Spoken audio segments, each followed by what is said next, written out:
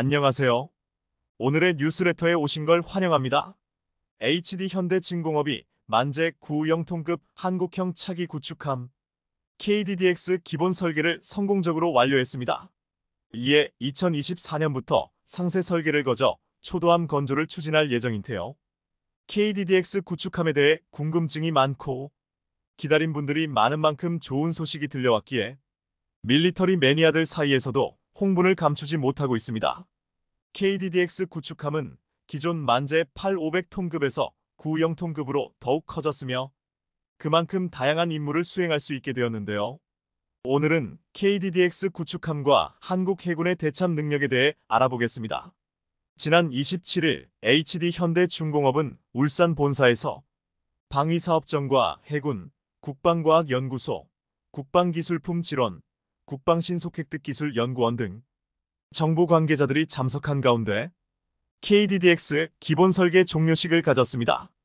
HD 현대중공업이 지난 2020년 방위사업청으로부터 KDDX 기본 설계를 수주해 설계에 작수한 지 36개월 만입니다. KDDX는 현존 최고 성능을 갖춘 이지스 구축함인 정조대왕함에 필적하는 미래형 함정 무기 체계를 가지고 있는데 대한민국의 자기 전략 자산으로 운영될 첨단 과학기술의 집약체로 꼽히고 있습니다. 기본 설계를 완료한 KDDX는 완전 전기 추진 방식을 설계에 적용했는데요. 국내 함정 중 최초로 대용량 고출력 통합 전기식 추진 체계를 적용했고 통합 전기식 추진 체계는 세계 최고급의 25MW급 초대형 추진 전동기가 탑재되었습니다. 게다가 병력 절감형 플랫폼을 구현했는데 첨단 자동화 전동화 기술을 적용해 탄약 이송 자동화 설비 및 스마트 브릿지, 자율 운항 기술 기반의 함정용 첨단 항해, 보조 시스템 등이 적용되었는데요. 특히 KDDX 기본 설계의 HD 현대중공업은 함정과 연구개발 장비 간 통합 성능을 실현시켰습니다. 국내 유일의 전도함 체계 통합 역량을 토대로 방위사업청 등 20여 개 기관 및 부서와 유기적으로 협력 체계를 구축하고 함정의 전투 성능을 극대화시켰는데요.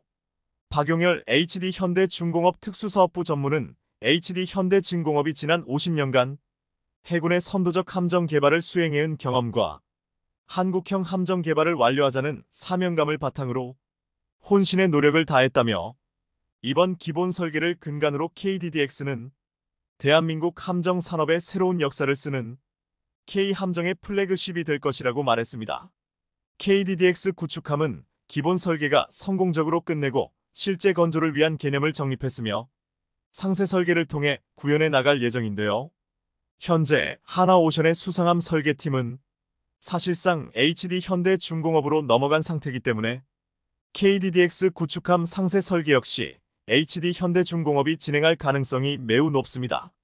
KDDX 구축함은 한국형 이지스 시스템이 들어가기 때문에 대공 능력에 특화되어 분석을 많이 했으며 전 세계 해군의 수상함 중 최상 위급의 대잠 능력을 보유하게 될 것입니다.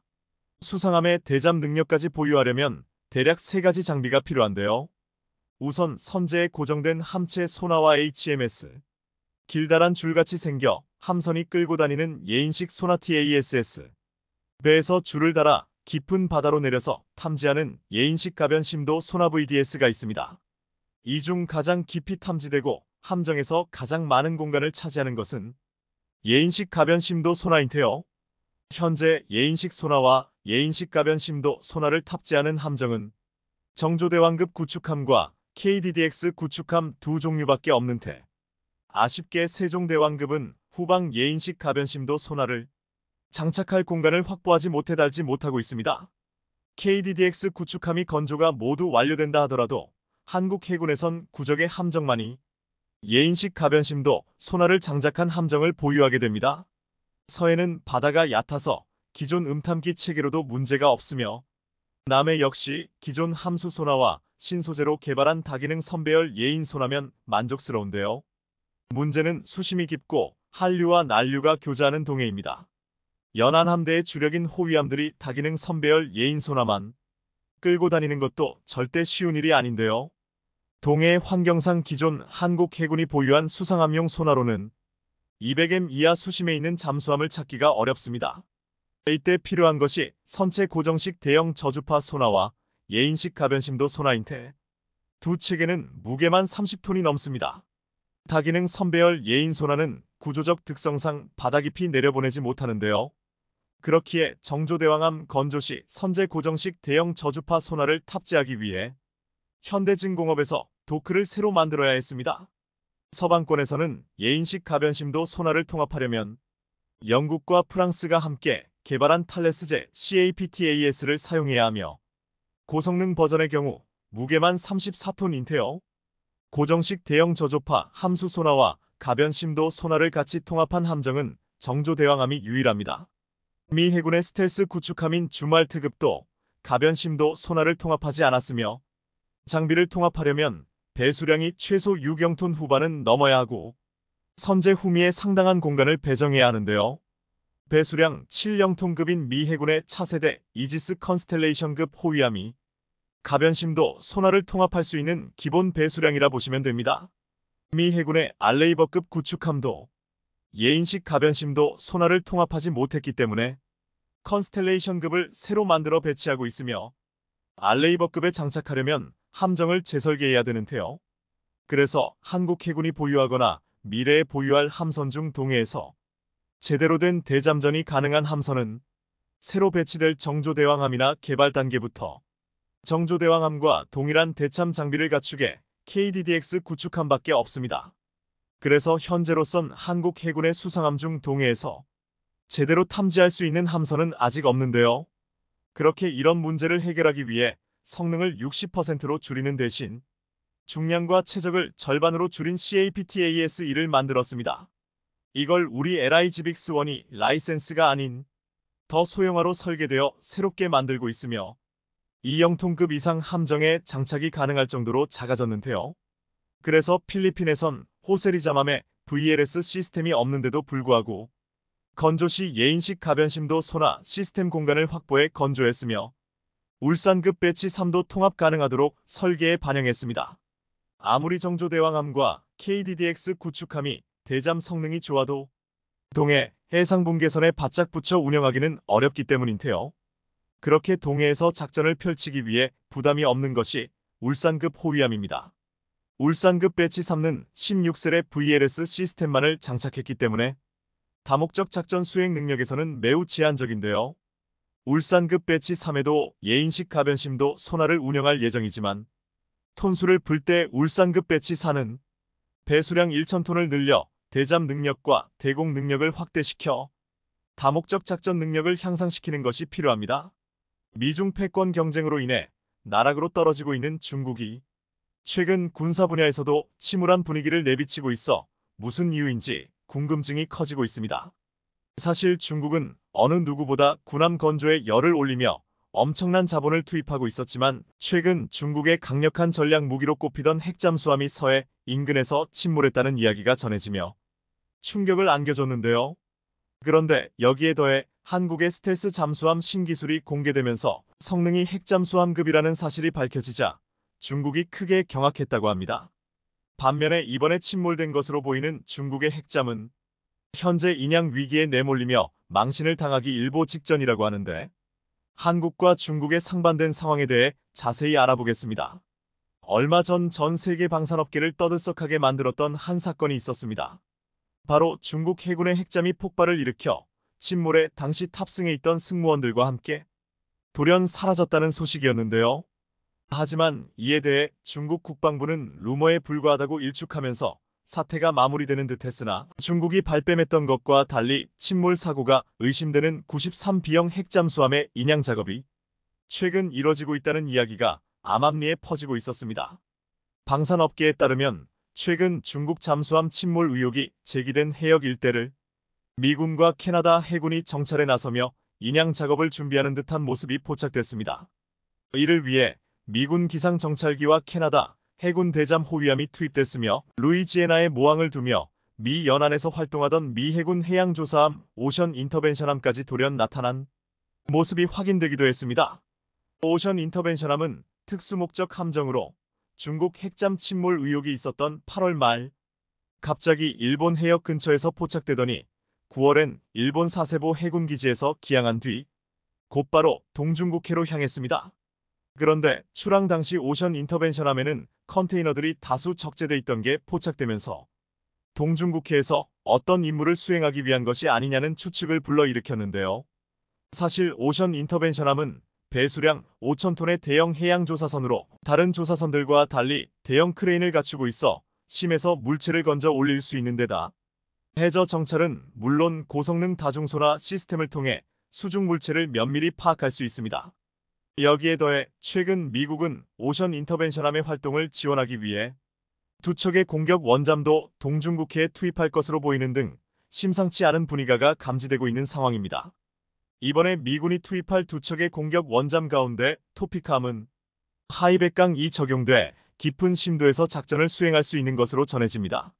안 그래도 최근 미국에서는 공격 원잠이 부족하다는 이야기가 나오고 있는 가운데 이런 상황에도 불구하고 두 척이나 동시에 동중국해에 전력을 투입했다는 건 어떠한 특수한 임무가 주어진 것으로 보입니다. 이 같은 상황에 다수의 방산 전문가들은 중국이 그토록 부인했던 핵잠 침몰 사고가 실제로 발생했으며 이런 이유로 미국이 중국 핵잠을 인양하기 위해 동중국해에 전력을 투입했다고 보고 있는데요. 그것도 그럴 것이 중국에서도 잠수함 폭발 의혹이 있었을 당시 그 이후에도 줄곧 아니다라고 말로만 부인하고 사실 객관적인 자료는 현재까지 단 하나도 공개하지 않았습니다. 더군다나 칭다오 창정 15호 잠수함 부두에 94명 핵잠이 포착되고 있지만 두 척이 아닌 한 척만 모습을 드러내는 등 동시에 계류하고 있는 자료를 공개하지 않고 있는데요. 만약 핵잠 침몰이 사실이 아니었더라면 중국은 진작에 해당 자료를 대대적으로 공개하며 지금과 같은 의심의 상황을 만들지 않았을 것으로 보입니다. 특히나 이번에 미군이 침몰한 중국 핵잠을 인양한다면 중국에게는 씻을 수 없는 엄청난 망신을 당할 것으로 보이며 이를 통해 중국의 잠수함 자막 능력이 얼마나 최악의 상황인지 현실이 적나라하게 드러날 것으로 보입니다. 그런데 이런 상황에 한국 잠수함과 중국의 잠수함이 크게 비교되고 있다고 하는데요. 사실 애초에 세계 방산 업계에서는 이런저런 객관적인 근거가 없었더라도 중국 잠수함이 실제로 침몰했을 가능성을 높게 봤었습니다. 그것도 그럴 것이 예전부터 중국 잠수함이 결함이 너무 많기로 유명했기 때문입니다. 여기에 더해 중국 잠수함은 성능에 비해 가격이 터무니없이 비싸 가성비도 최악인데다 소리도 커 경운기라는 별명이 붙었을 정도로 여러모로 평가가 좋지 않습니다. 특히나 잠수함은 스크루 등에서 나오는 소음으로 탐지되기 때문에 소음이 크면 치명적인데 중국 잠수함은 이런 기본적인 조건조차 갖추지 않았습니다. 예를 들어 재래식 잠수함의 대표로 꼽히는 독일제 209급은 재래식 잠수함 가운데서도 조용한 것으로 정평이 나 있는데 소음이 10만 110dB 수준입니다. 3000T급 국산 잠수함인 도산 안창호급은 이와 비슷하거나 약간 작은 것으로 알려져 있지만 이와는 달리 중국은 잠수함은 처참한 수준입니다. 실제로 구형 핵추진 잠수함인 중국의 한급 공격용 잠수함은 소음이 이보다 3040dB가량 큰 140dB에 달해 수중경운기라는 별명을 얻을 정도입니다. 일반적으로 핵추진 잠수함에는 터빈의 고주파와 원자로 냉각장치, 감속기어 소음 등 재래식 잠수함에는 없는 소음이 있는데 기술적으로 이런 문제들을 해결하고 있지만 중국은 그렇지 못하고 있는 겁니다. 실제로 기술 발전으로 신형 핵추진 잠수함은 소음이 재래식 잠수함과 비슷한 수준으로 낮아졌다는 게 방산 전문가들의 평가입니다. 반면에 한국 잠수함은 소음을 완벽 차단하는 등 중국 잠수함과는 전혀 딴판인데요. 실제로 국내 조선업계 유일이라는 하나오션의 수중음향 연구시설에는 기포로 수상함 선체를 감싸 선내 소음을 차단하는 마스커 에어 시스템이 존재합니다. 이는 바로 적 잠수함의 음향 탐지 가능성을 줄이는 스텔스 기술로 하나오션에 따르면 효과는 수상함에서 화장실 물 내리는 소리를 차단할 정도라고 합니다. 특히나 이런 놀라운 성능을 보이는 장비는 현재 미국만 전력화한 잠수함 최신 기술로 우리 해군에는 2028년쯤 적용될 예정인데요. 음향 수조와 마찬가지로 국내 조선업계 유일이라는 육상시험소에는 수소연료전지 설비가 자리해 있는데 이는 도산 안창호함에 적용돼 기존 디젤엔진 잠수함보다 자망 기한을 5배가량 늘린 핵심 기술입니다. 이 기술 덕분에 기존 잠수함이 3일에 한 번 수상으로 모습을 드러내야 했다면 도산 안창호함은 14일 동안 해저에서 연속적인 작전을 할 수 있습니다. 일반적으로 잠수함은 잠항 시간이 길수록 적에게 노출될 위험이 줄어드는 만큼 엄청난 성능으로 꼽힙니다. 이뿐 아니라 한국은 수소연료 전지를 이용한 잠수함 전동화 기술의 경우 도산 안창호함과 일본 소류급이 전 세계에서 가장 큰 3,000티 규모 잠수함으로 선두에 있는데요. 이런 상황에 갈수록 연료전지 기술이 발달하고 있는 만큼 앞으로 한국이 만드는 잠수함은 수중작전 시간이 중국에 비교되지 않게 기하급수적으로 더 길어질 것으로 보입니다. 실제로 현재 하나오션의 그룹사인 하나에어로스페이스가 연료전지를 개발 중이어서 향후 이들 기업들의 시너지 효과가 나타날 것으로 기대되는 상황인데요. 이렇게 되면 잠수함 분야와 관련해 글로벌 초격차 방산 솔루션 시스템이 구축되는 겁니다. 게다가 최근 도산 안창호급 잠수함이 필리핀 잠수함 사업의 잭팟을 노린다는 소식까지 들려오면서 호재가 겹치고 있는데요. 방산업계에 따르면 1조 8천억 원 규모의 필리핀 잠수함 수주전을 벌이고 있는 하나오션에 최근 수주 청신호가 켜졌습니다. 해군 전력 현대화 사업을 추진하고 있는 필리핀이 하나오션이 건조한 장보고 3KSS-3 잠수함에 관심을 보이면서 결과는 정해졌다는 평가가 나오고 있기 때문입니다. 현재 필리핀 정부는 해군 전력 현대화 사업인 호라이즌을 추진 중으로 잠수함 2척을 새롭게 도입할 방침입니다. 이번 프로젝트는 하나오션과 함께 프랑스 방산기업인 나발그룹, 스페인의 나반티아의 3파전 양상이었지만 대세는 이미 기울어졌다는 평가입니다. 프랑스 나발그룹과 스페인 나반티아는 전 세계 해군에서 운용 중인 스콜펜급 잠수함과 S-80급 잠수함 건조 능력을 각각 보유하고 있는데요. 아직 필리핀이 요구하는 잠수함의 구체적인 사양이 확정되진 않았지만 필리핀 측이 하나오션이 과거 대우조선해양 시절 설계 건조한 장보고 3 잠수함에 엄청난 관심을 보이고 있는 것으로 알려진 만큼 사실상 시간 문제라는 전망입니다. 현재 하나오션은 필리핀의 요구에 따라 장보고 3 3,000톤급 잠수함에서 파생한 2,800톤급 장보고 3PN 잠수함을 제안한 것으로 확인됐습니다. 해당 잠수함은 리튬이온 배터리 등 최첨단 기술을 탑재해 오랜 시간 잠항이 가능하고 여러 미사일을 장착해 땅과 바다, 하늘 모두에서 적을 제압할 수 있는 장점을 지닙니다. 여기에 더해 하나오션은 필리핀 측과 잠수함 유지, 보수와 같은 통합군수 지원에 관한 협상에서도 상당 부분 진전을 이룬 것으로 알려지면서 급물살을 타고 있는데요. 더구나 다수의 방산 전문가조차 하나오션의 수주 가능성이 높다고 점치고 있는 상황입니다. 기술력 측면에서 프랑스 나발그룹과 스페인 나반티아 등 경쟁사보다 기술력에서 우위에 있기 때문으로 실제로 장보고 3P에는 최신 기술을 다 적용했기 때문에 성능 면에서 이를 따라올 수 없습니다. 이렇듯 필리핀 잠수함 수주전에서 하나오션이 최우승자가 될 가능성이 높아지자 최근 일본 언론에서는 자국 조선업계에 엄청난 질타를 했는데요. 얼마 전 일본의 한 군사 전문지 항공만능론지 F는 일본이 해외 방산 시장에서 관심을 끌 수 있는 건 잠수함 시장이 유일하지만 적극적인 액션을 취하지 않았다며 도전하지 않으면 아무것도 시작되지 않는다고 비판했습니다. 매체는 필리핀 잠수함 수주전에서 일본 소류급, 타이게이급은 관심 밖으로 밀려난 지 오래됐다며 가만히 있어도 고객들이 줄을 설 것이라는 일본의 오만함이 이런 상황을 만들었다고 꼬집었습니다.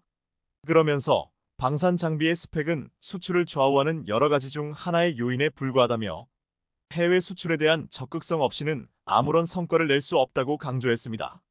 다시 말해서 일본의 이런 반응은 한국의 경우 세계 방산 시장에서 엄청난 존재감을 드러내고 있음에도 불구하고 수주전 하나하나마다 치열한 경쟁을 벌이는 등 이를 본받아야 한다는 따끔한 지적으로 보입니다. 과거 한국은 아무런 기술도 없이 맨손으로 정비기술과 노하우를 익히고 발전에 발전을 거듭해 오늘날 명실상부 잠수함 수출국으로 발돋움했는데요. 세계를 제패하는 한국 방산의 저력이 새삼스럽게 위대해 보입니다. 최근 미국이 이례적으로 한국의 핵무장을 허용하는 동시에 일본을 버리고 주일미군까지 한국에 모두 배치해 북한을 흡수통일할 수 있다는 첩보가 전해지면서 전 세계가 들썩이고 있습니다. 이 소식이 전해지면서 가장 날뛰고 있는 국가는 바로 중국과 일본. 그동안 북한에서 헐값으로 개발권을 사들여 막대한 규모의 자원을 캐가며 북한을 속국으로 자유자재로 컨트롤하던 중국, 그리고 아시아에서 미국과 최우방국 지위를 바탕으로 온갖 특권과 혜택을 누려온 일본, 이번 미국의 중대 발표로 이 두 나라의 운명은 완전히 뒤바뀌어 버렸는데요. 지금부터 이 놀라운 내용 최고 수익률 채널에서 단독으로 여러분들에게 전해드리겠습니다.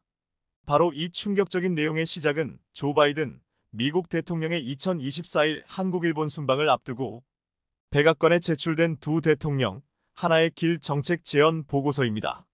이 보고서는 미 중앙정보국 CIA의 대통령 1일 브리핑을 모델로 만들어진 것으로, 이 보고서를 주도한 수미테리 우드로 윌슨 센터 아시아 국장 겸 한국 역사공공정책국장은 서문에서 국제 환경을 완전히 탈바꿈시키고 있는 여러 변화에 비춰볼 때 한국과 미국은 더 이상 양자관계나 양국이 직면한 공동과제에서 예전처럼 대응할 수 없다라며 양국이 기민하게 새로운 정책을 수립해야 한다고 밝혔습니다.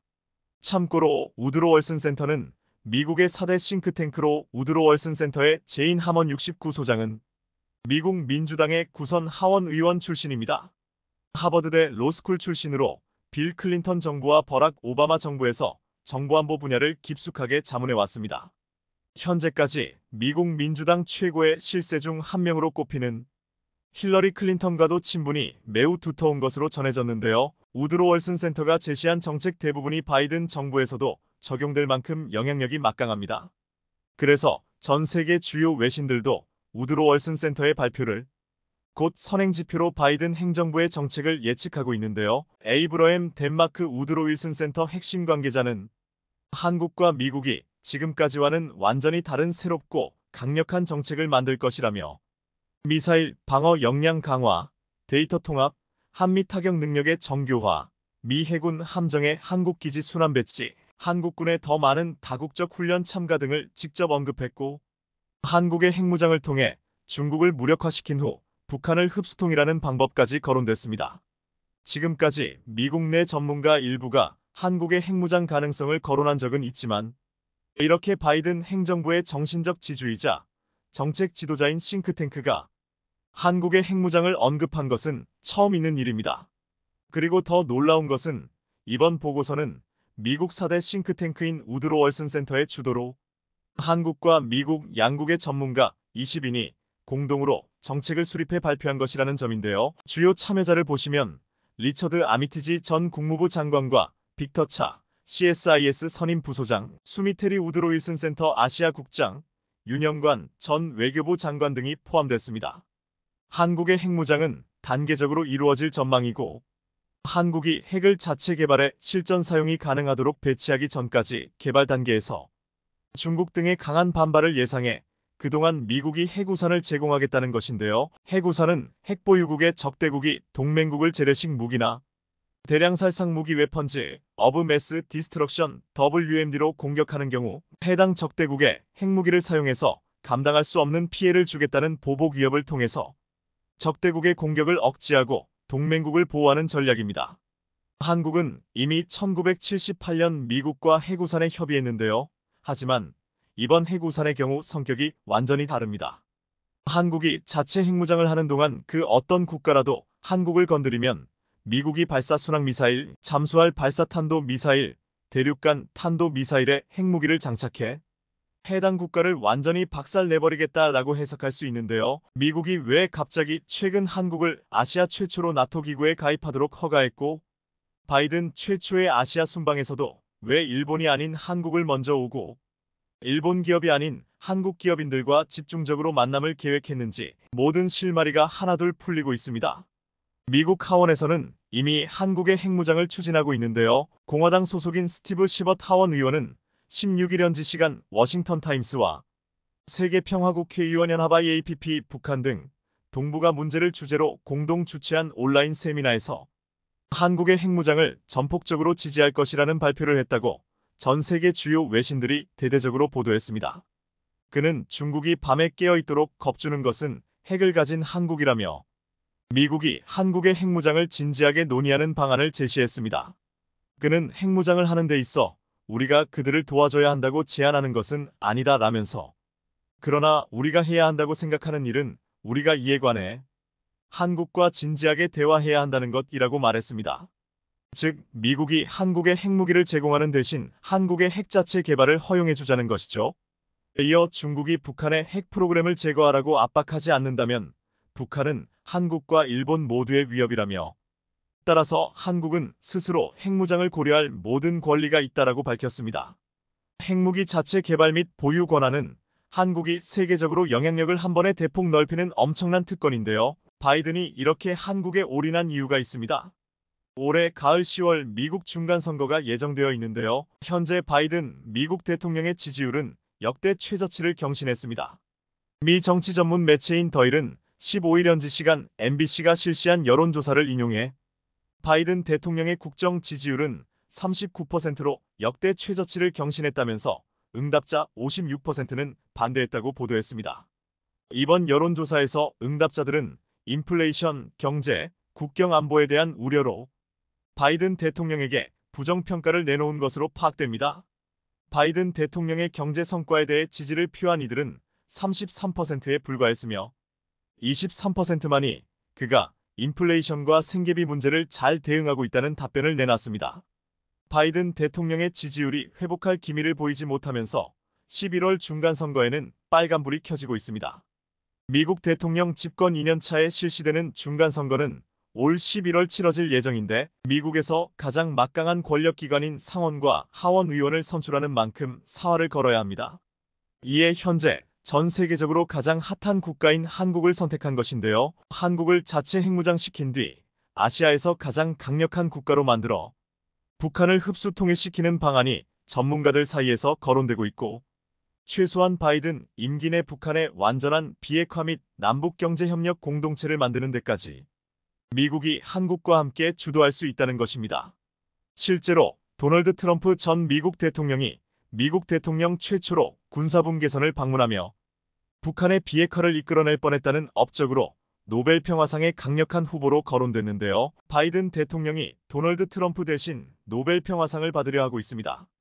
이에 미국 국무부는 그동안 강하게 반대해왔던 한국의 대북 코로나 백신 지원 방침에도 180도 입장을 바꿔 남북 협력을 강력히 지지한다라고 발표했는데요. 국무부 대변인실은 13일 VOA의 논평 요청에 우리는 코로나19 확산 방지를 비롯한 남북 협력을 강력히 지지한다며, 국무부 대변인실은 우리는 북한에서 코로나19가 발병했다는 언론 보도를 인지하고 있다라며, 우리는 이것이 북한 주민들에게 어떤 영향을 끼칠지 우려함에 있으며 북한에 대한 백신 제공을 계속 지지한다라는 이례적인 입장을 내놓았습니다. 이 소식을 접한 북한은 환호성을 지르고 있습니다. 중국산 백신에 대해 전 세계적 신뢰가 바닥으로 추락한 것은 북한에서도 인지하고 있습니다.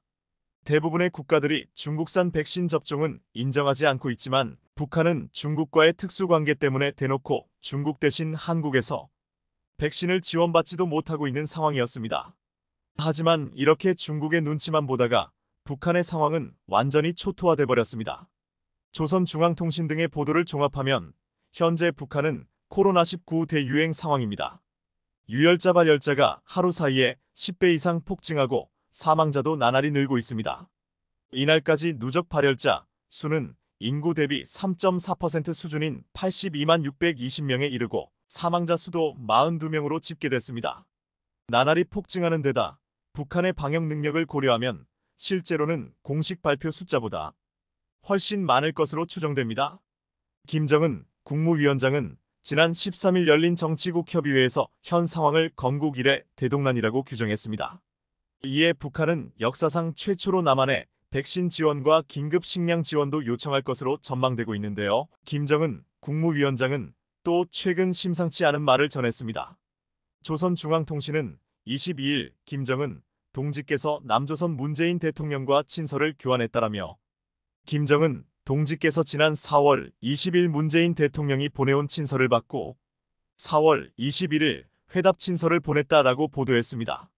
통신은 양 정상이 서로가 희망을 안고 변함없는 노력을 기울여 나간다면 북남 관계가 민족의 염원과 기대에 맞게 개선되고 발전하게 될 것이라는 데 대해 견해를 같이 했다라고 밝혔습니다.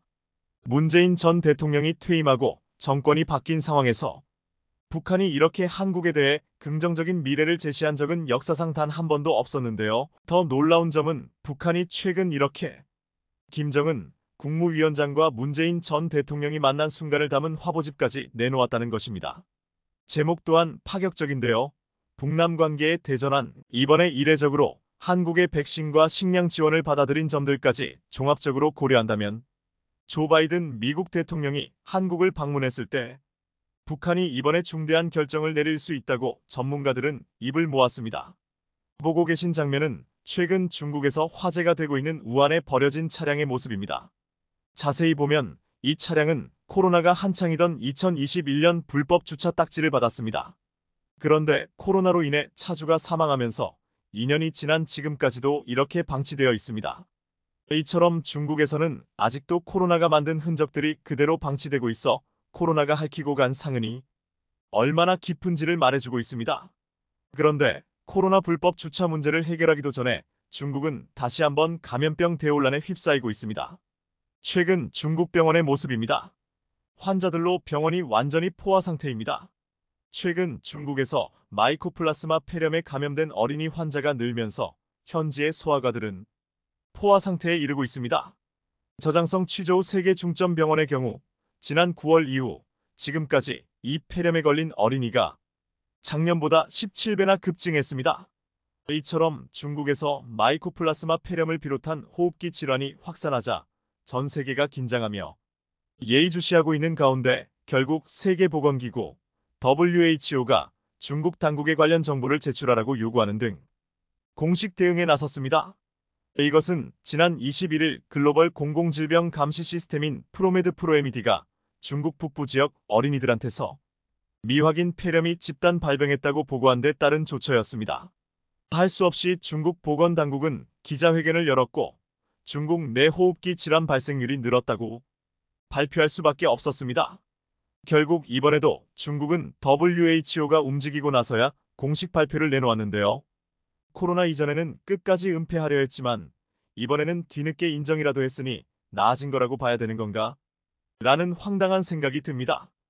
WHO는 이날 성명을 내고 이날 중국 보건당국과 화상회의를 열고 요청했던 자료를 제출받았다. 해당 자료가 지난 5월부터 확산한 마이코플라스마 폐렴 및 세포융합 바이러스 RSV가 최근 호흡기 질환 확산의 원인임을 시사했다. 고 밝혀 중국발 폐렴은 마이코플라스마 폐렴이란 것을 공식 확인해 주었습니다.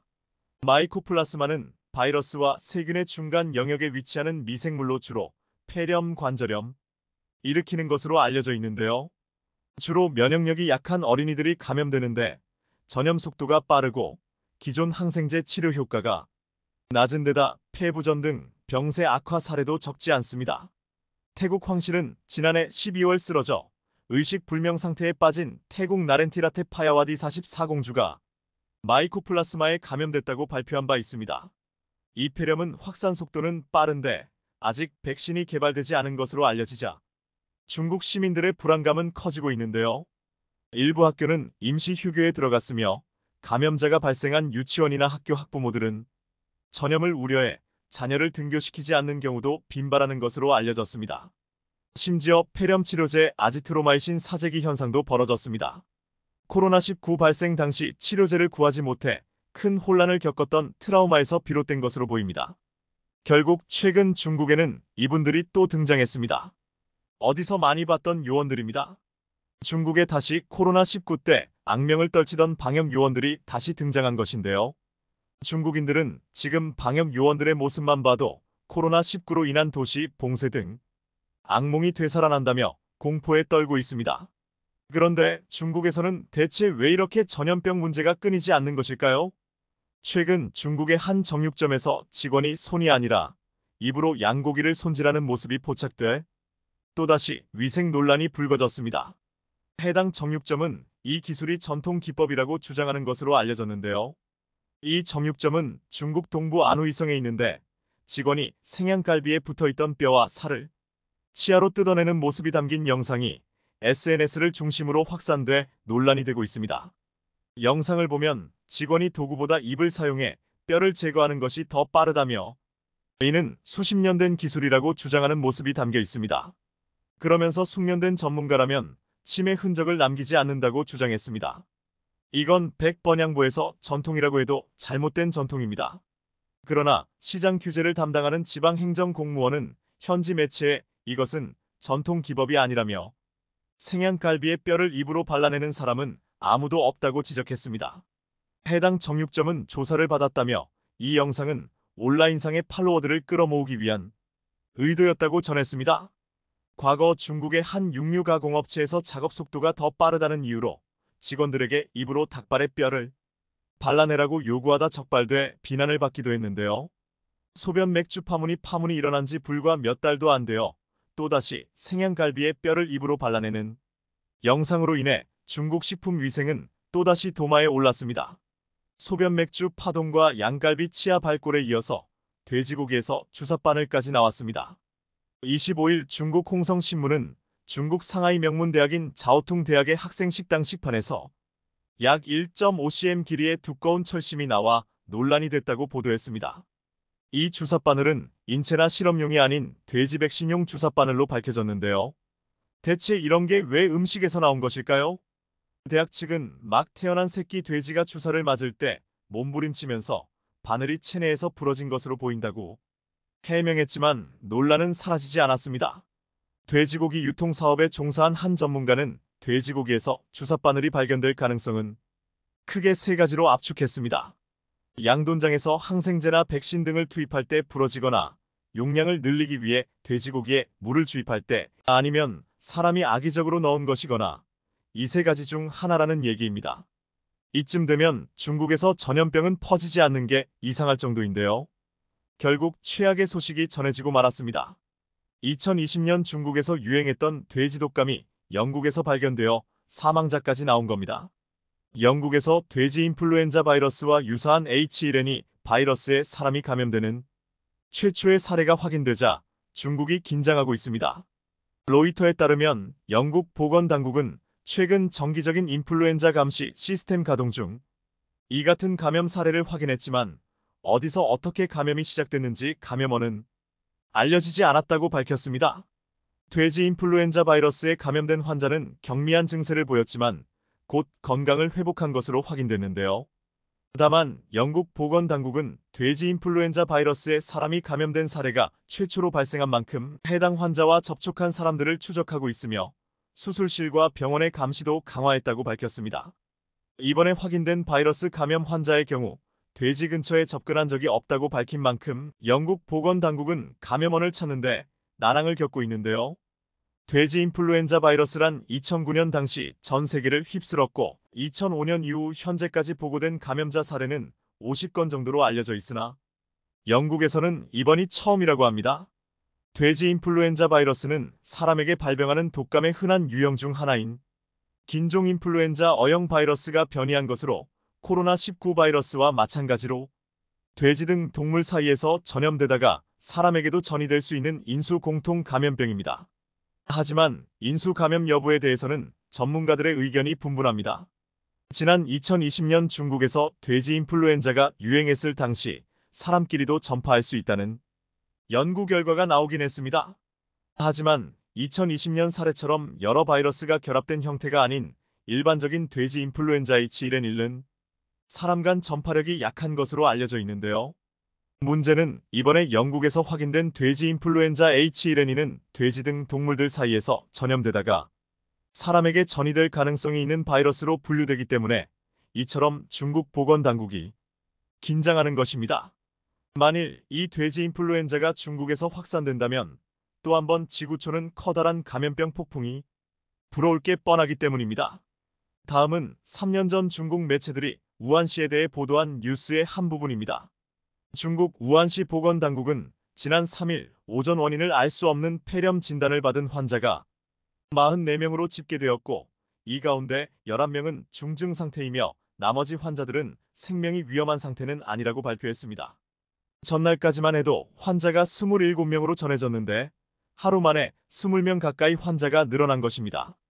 보건당국은 확진 환자 외에도 환자와 접촉한 121명 건강 상태를 지켜보고 있는데 환자 다수는 후난성 우한시에 있는 화난수산시장 상인들로 이곳은 폐쇄됐습니다.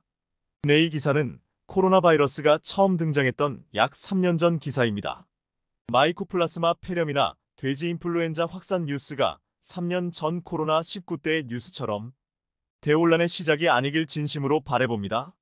시청해주셔서 감사합니다.